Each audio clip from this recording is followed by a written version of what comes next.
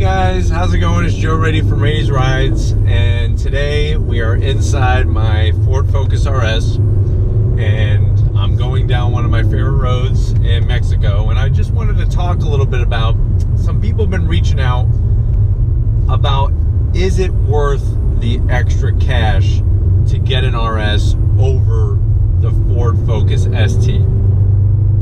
So, as you know, my wife Lori, she has a Ford Focus ST. I have the RS. So I've obviously have been behind the wheel of both and also the passenger in both, which, get ready for that, everyone. My wife did drive my RS. That video is coming out soon, so stay tuned for that.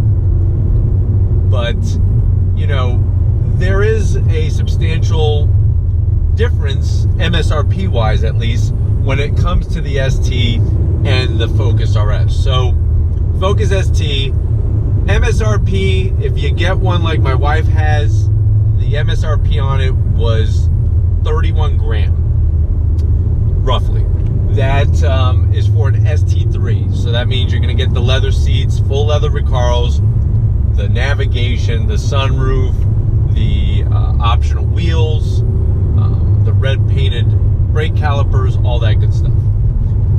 My RS2 optioned Ford Focus RS is about 41 grand. So you're looking at a $10,000 difference. Now, obviously, if you're wise, you're going to really take into consideration your specific finances and make sure that you're doing the right thing at the end of the day, because you're not going to want to have an issue where you're not able to afford the vehicle.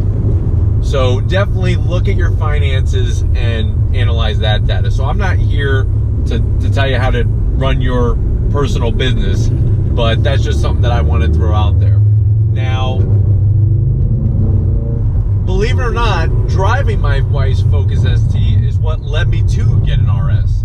I personally like the utmost performance variant of a model. So, you know, when I owned my Subarus, I always got the STI over just a standard WRX. I always, you know, when I had my Type R, I could have got a Civic Si. I went for the Type R. So personally for me, I like getting that top, everything thrown at it from the factory type of deal.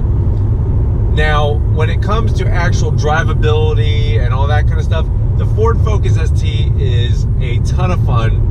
250-ish horsepower. It is front-wheel drive. You will get that torque steer from time to time, but it is a fun car to drive. The transmission is very similar to the one in the RS, and what I mean by that, it's very smooth shifting, very easy to modulate the clutch. Now, what I did notice is, what's funny is, in the 2017 ST, the Focus ST, the clutch is actually a little bit harder to press down on than in the RS. So that's just one thing I've noticed just by bouncing in between the two cars, but it's not that big of a difference that you're gonna be like, oh my God, my left leg is getting tired. What's nice is that you actually can get more options in the Focus ST over the RS. So with the ST3 package, you're getting all that technology, you're getting the adaptive headlights, the full leather recals. Those are things that you can't get in the RS. There isn't a full leather recal option, and they don't have the adaptive headlights. You know, other little things like in my wife's ST, you could change the LED ambient lighting to different colors. That is not an option in the Focus RS. So that's just actually one surprising thing, is that you're actually getting a little bit more technology features. Now, the big difference is, are you going to notice the power? Yes, you are definitely going to notice the additional almost 100 horsepower and the 350 foot-pounds of torque difference in the RS. Throttle response wise, still the same. Between the ST and the RS, the throttle response is very linear. In the RS, you're going to be more aggressive taking those turns. I really like in the RS how, on, you know, driving that back road, doing an autocross event, you can rotate the car more. With the front wheel drive car, It's very, very hard to rotate, if you could even do it at all. And you are going to get that front end push of understeer when you're going through turns and whatnot. With the RS, there is no understeer. If anything, it oversteers.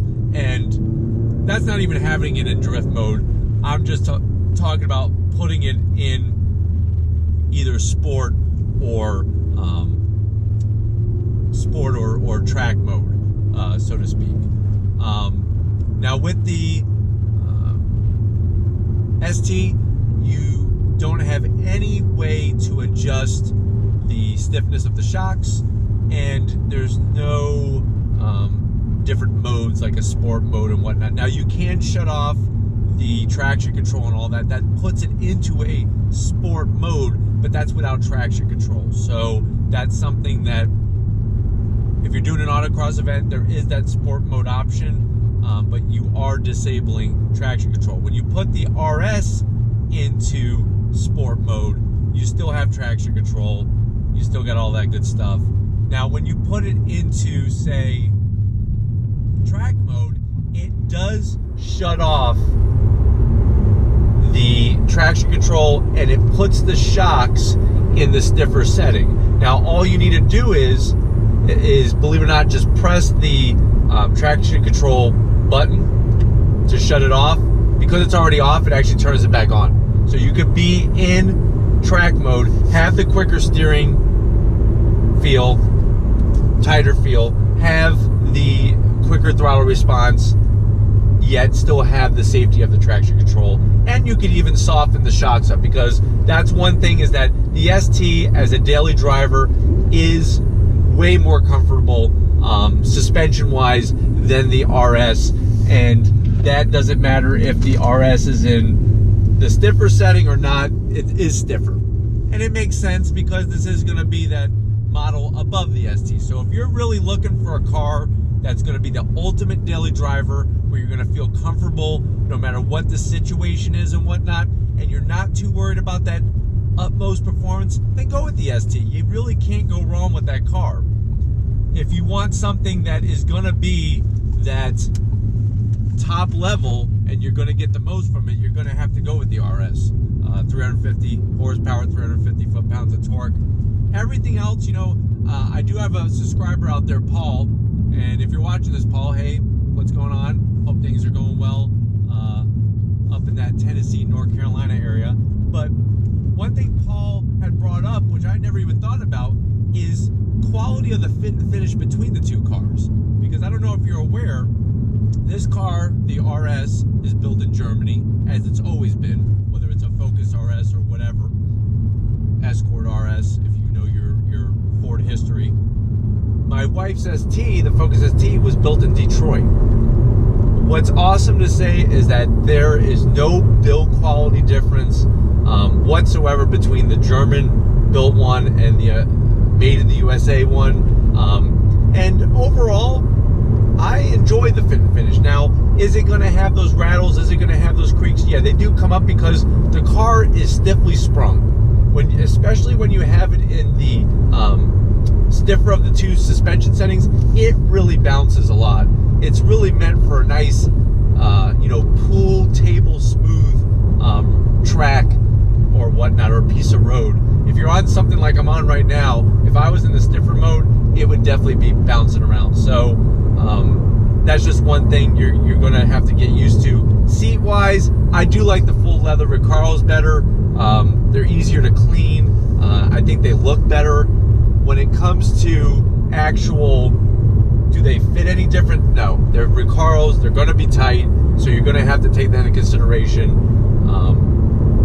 But for the money, the ST, what my wife got it out the door for, because we got the car for 25 grand. For that kind of money, yes, we could have got a WRX, but with the amount of features that the ST had and the usability of the hatchback, it was a perfect no-brainer for my wife. And I'm really enjoying the RS, but I do like to take out our ST, believe it or not, because it does have that different feel of how the power, comes in totally, and maneuverability. Her car is definitely easier to maneuver in a parking lot.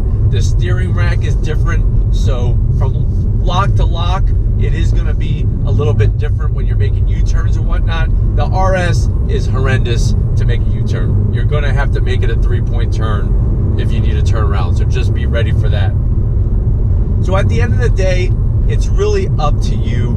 Do you want to spend that extra money? You are getting a lot of extra performance. On a road course, on an cross track, or a twisty road, the RS is going to trump the ST. Driving experience, with the extra sound that comes from the exhaust, because remember, with the RS, you do have the ability to adjust the sound quality of the exhaust compared to the ST.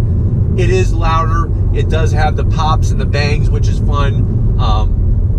So if you're needing more of that, then definitely want the RS route. It's going to have that more engaging driving for the driving enthusiast compared to the ST. But like I said, at the end of the day, what does your wallet say? If you have the money, go for it. Get the RS. It's an amazing car.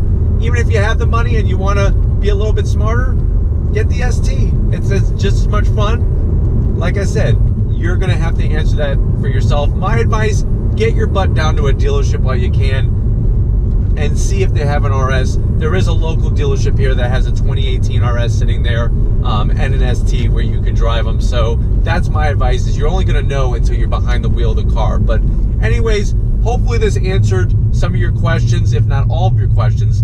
If you ever do have a question about anything, whether it's a Focus RS, Focus ST question, or any other thing, please leave it in the comment section. Check out my website, raitiesrides.com. You could message me directly through there. Also, I have my Instagram page, Raiti's Rides Instagram, all original content. I want to thank you guys for your continued support. We made that 3,000 mark. Things are really ramping up. I got a lot of exciting things in the pipeline. If there's anything in particular you want to see on Raiti's Rides, let me know. And like always, guys, I'll see you on the next ride.